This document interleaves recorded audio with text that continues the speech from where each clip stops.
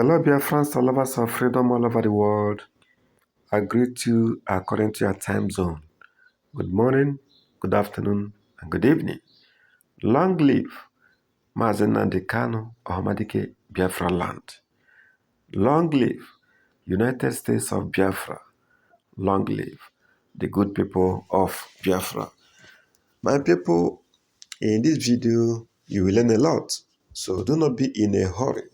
Tighten your seatbelts and watch this video. Don't forget to comment.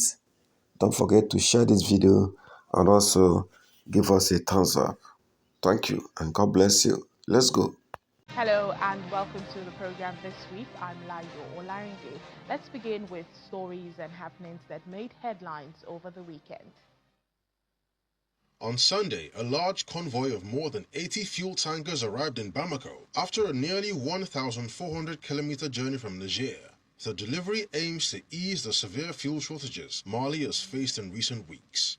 The fuel will now be dispatched to stations across Bamako and other high-priority areas, with particular focus on public services, transportation, and power generators. The delivery is part of the Sahel Alliance AES countries' push towards self-sufficiency and economic solidarity. Insurgency group JNIM militants escalated attacks and blocked fuel convoys from neighboring countries in October, causing shortages and disruptions to transport and essential services. Les forces armées de la République démocratique du Congo. The Armed Forces of the Democratic Republic of Congo, FARDC, accused M23 and its allies of systematically violating the ceasefire agreed in recent negotiations. The force's spokesperson, Major General Sylvain Efomi, made these accusations during a press briefing in Kinshasa, addressing renewed hostilities with the M23/AFC coalition in North Kivu, urging the international mediators to act over the violations. Mr. Ekenge also urged the public to avoid speculation over generals and senior officers currently under questioning. He insisted the procedure followed Congolese law, stressing that the detentions were legal and involved no irregularities, explaining that officers remain under house arrest while investigations continue. C'est pourquoi les forces armées de la République démocratique du Congo. As Ethiopia responds to a deadly hemorrhagic fever spreading in the south of the country, Deputy Director General of the Ethiopian Public Health Institute, Dr. Melkamu Abte, said efforts to contain the Marburg virus outbreak are ongoing. According to the World Health Organization, Marburg virus disease MVD, closely related to Ebola, causes severe hemorrhagic fever and carries a fatality rate of between 24 and 88%. The virus is believed to originate in fruit bats and can spread to humans with an incubation period of 2 to 21 days. The outbreak was detected in the city of Jinka, home to around 30,000 people in southern Ethiopia, and as of November 20, 2025, the Ministry of Health has confirmed 3 deaths.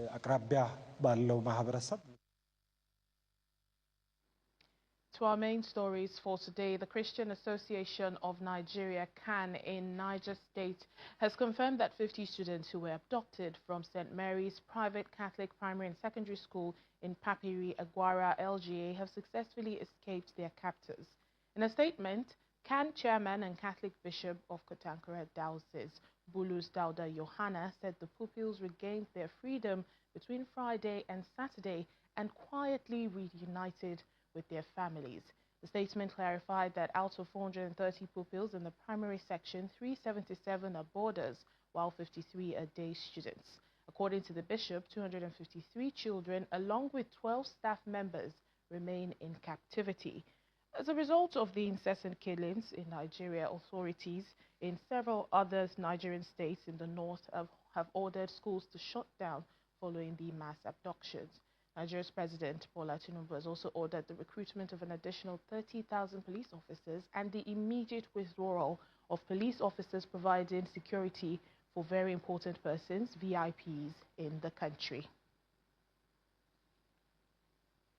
And from Niger to Kwara State, the 38 worshippers abducted from the Christ Apostolic Church in Iruku, Kwara State, have regained their freedom. In a statement issued by the Chief Press Secretary to the Kwara State Governor, Rafiu Ajakaye, it read that the captives were released following days of coordinated efforts by security agencies and government officials. At the Government House Clinic, the freed victims are attended to by medical personnel, many appearing haggard and exhausted after their ordeal. With the provision of medication, water and food, those who are weak are moved into the hospital, where they recount their harrowing experiences endured in the hands of the bandits. It was just a sudden act, suddenly, and a terrifying act. We really know that it was a dominated area by these evil people called bandits. Even they have the courage to tell themselves that we are bandits. And they make us know that there's no one that can just slip away without being caught. And with what we see, nobody can escape. One of the church pastors expresses gratitude to both the federal and state governments for their efforts in securing the release of his members. We are so glad to see our people back live, and we appreciate the governor of the state. We appreciate everybody for this great job. One of the authorities on the way coming, we thank God of Christ Apostolic Church. Upon his arrival at the clinic, Governor Abdurrahman Abdurazak speaks with several victims and personally assesses the condition of those receiving treatment. He stresses that while the release of 30 victims is welcome, the ordeal is far from over, as many captives remain in other states. The governor also thanks the President, Bola Tinubu, for his instrumental role in ensuring the safe release of the victims. The government and people of Kwara State, we thank President Bola Tinubu for his hands-on approach to bringing them back home. And you can see he did not go to the G20 just to pay attention to this, and we can't say much until they're debriefed, and the security agencies, we thank them a lot. The director of DSS was directly in the field, leading from the front. Thank the National Security Advisor. All the agencies coordinated properly. Authorities insist they will continue to intensify efforts to secure the remaining captives, while families and communities remain hopeful for their safe return, underscoring the ongoing commitment to public safety.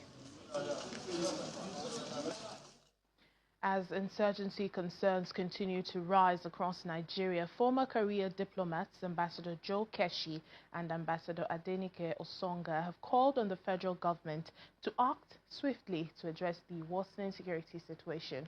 Referencing statements made by President Bola Tinubu in 2014, Ambassador Keshi said the nation should hold the president accountable, stressing that it is time for him to live up to his own words regarding national security and leadership responsibility. The diplomats made these remarks on our Foreign Affairs program, Diplomatic Channel. When you see the way these criminals have proceeded, anytime I see a state governor dancing and negotiating with them, I just wonder what has happened to our rules, what happened to our laws.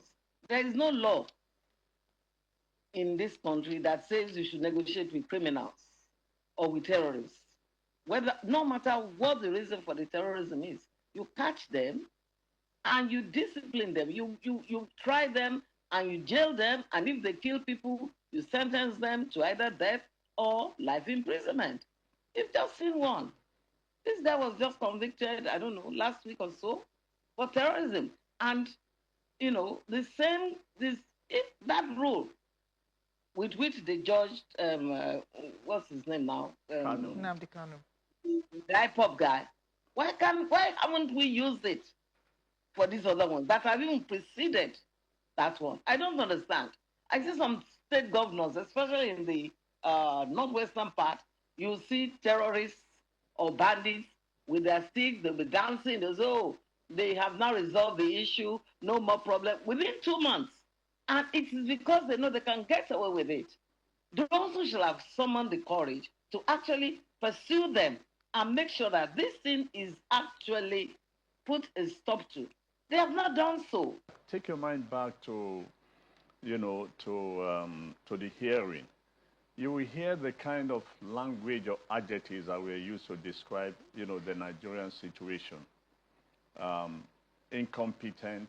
In other words, these criminals or whoever they are perpetrating this crime, and nobody, cares to persecute them. And as a result, they are emboldened. But we can also not rule out politics. Right. Because just before, we started, I just was reading the various statements made by President Tinubu in 2014 and 2015. It is very instructive, and I think Nigerians should go back and read that if President Tinubu himself can recall all the statements he made in 2014 and 2015, how he described Jonathan as clueless and then called for military action against the bandits. I think the time has come for the president himself to live up to what he said a couple of years ago and take military action against these people for the simple reason that that hearing really did not portray us well. Describing our institutions as weak, describing our government as, describing Nigeria as irresponsible, describing us as incompetent.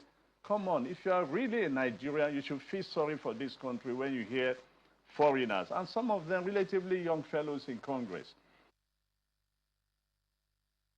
You can watch more on these interviews on Diplomatic Channel. It airs tonight at 8:30 in the UK on Sky 515 and 11:30 on DSTV 420 right here on Channels Television. At the just concluded 2025 G20 Leaders Summit in Johannesburg, President Bola Tinubu, who was represented by the Nigerian Vice President Kashim Shettima, underscored that Africa's critical minerals hold the key to the continent's industrial transformation. He stressed that true prosperity will only be achieved if these resources are managed with transparency, fairness, and accountability. Well, the gathering of the world's major economies ended with a joint declaration committing to multilateral cooperation. The declaration, which covered climate change mitigation and economic inequality, was adopted despite objections from the United States, which boycotted the meeting in Joburg. Our South Africa correspondent, Innocent Samosa, has more. 20 member states and invited countries. The G20 South Africa Summit Leaders Declaration reaffirmed its commitment to helping low and middle-income countries address debt vulnerabilities in a comprehensive and systemic way. When we began our presidency, we pledged to mobilize the G20 to strengthen disaster resilience and response. Climate-induced natural disasters spare no country. Disasters know no borders. But their toll is heaviest on those without the means to recover and to rebuild. Meanwhile, Nigeria has endorsed the G20 Ministerial Declaration on Debt Sustainability. The current multilateral framework do not adequately reflect the realities of today's world. Many developing nations continue to face systematic barriers to economic growth, trade, and financial inclusivity. For trade to be truly inclusive, the G20 must take bold steps towards reforming the international financial architecture and global institutions. The president of the U.S.-Cuba Trade and Economic Council says President Donald Trump made a mistake by skipping the G20 summit in Johannesburg. It was a mistake for him not to be here because, yes, a president of the United States absorbs a lot of oxygen and gravity wherever they go. But if you're not in the room, you're not able to influence. And so he's watching from Washington, and the G20 happened. And one reason it was consequential, and it's because of the unknowns, and that is President Trump releases a 28-point Russia-Ukraine plan. Yesterday, the leaders that were here were able to get together, the European Union leaders, President Erdogan, they were able to get together and say, how do we respond to this? I think that Trump has got an agenda. He has been busy with the campaign. He knows that what he's saying about South Africa is untrue. You can't have a massive State Department that has billions of dollars and hundreds of thousands of employees, embassies all over the world. In South Africa, they have 3 embassies.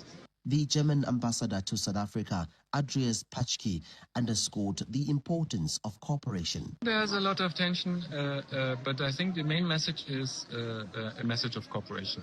So we need to cooperate to solve our international problems, and we want to cooperate. No matter what the U.S. attitude is, the China will still be firmly standing with South Africa and the rest of the global South countries. The G20 leaders have adopted the declaration. Now the question remains, what's going to happen to continuity, given the fact that a big chunk of that declaration speaks about climate financing, and we know that America is not for climate financing. We do know, again, that America and South Africa will be part of the G20 troika. That conversation around climate financing will be key in next year's G20. From Johannesburg, South Africa, Innocent Samosa at the G20 Leaders Summit, Channels Television News. Counting of votes is underway in Guinea-Bissau after Sunday's presidential and legislative election. President Umaro Sissoco Embalo is seeking a second term in the country that has endured multiple coups. The 53-year-old former army general who first came to power in 2021 is backed by a political coalition of more than 20 groups, and he is being challenged by 11 other candidates. The elections have come at a critical time for the country, where democracy has recently been challenged by disputed elections that analysts say could embolden militaries that have forcefully taken power in several countries. Well, analysts say the vote was a close race between President Embalo and Fernando Diaz da Costa, the 47-year-old who is backed by former Prime Minister Domingos Pereira, the runner-up in the 2019 presidential election. Well, the winner needs more than 50% of the votes, otherwise the election will head to a runoff. The Independent National Commission of Inquiry into allegations and violations in El Fasher under Sudan's founding alliance has announced the immediate arrest of a fighter identified as Abu Lulu. The committee said to have conducted a direct interrogation with the suspect Abu Lulu, taking into account numerous reports and testimonies on the devastating killings that took place in El Fasher, northern Darfur. The committee has also called upon the Sudanese Sovereign Council Chairman, Abdel Fattah al-Burhan, and other senior officials in his cabinet to turn themselves in after the issuance of an arrest warrant. Back in October, the United Nations Human Rights Office accused the Rapid Support Forces fighters of carrying out atrocities after seizing control of large parts of El Fasher. In the meantime, head of Sudan's armed forces, General Abdel Fattah al-Burhan, has rejected a proposal presented by the Quad nations of Egypt, Saudi Arabia, the UAE and US for a truce with the Rapid Support Forces. He also accuses US President Donald Trump's senior advisor for Arab and African affairs, Massad Boulos, of imposing certain dictates that he says he will not accept, calling the proposal a bad document. All contributions from Africa's rich talent pool to the global sports and creative economy is yet to deliver expected returns on the continent. This is the sentiment of a select number of key players and stakeholders who believe the Gulf region plays a key role in connecting investors to the industries on the continent. Our correspondent, Mayowa Adegoke, captures this and more in this next report. Africa's creative and sports economies, the migration of talent, and underfunding on the continent are key themes of discourse at the first edition of Courtside Capital in UAE's Abu Dhabi. If I might invite, we have His Excellency in the room. In the room are multinational stakeholders. This video will let you understand what the G20 is all about. And you will understand why China and America is always having loggerheads. They're always fighting Cold War, China and America. South Africa is at the center of it all. From this video, you will understand that the Sahel countries are doing much more better than countries in the ECOWAS or West African Association. The Sahel countries is doing much better, comprising of Burkina Faso, Niger, Mali. They are doing much better than the other countries in ECOWAS or AU. So it seems as if many more countries are trying to join the Sahel countries because of the cooperation and the understanding in economic matters. Doing well for their countries and their people are very happy, they are well care of, taken very care of, unlike what is happening in countries under ECOWAS. You can see when it comes to unity, Sahel countries are more united. Thank you.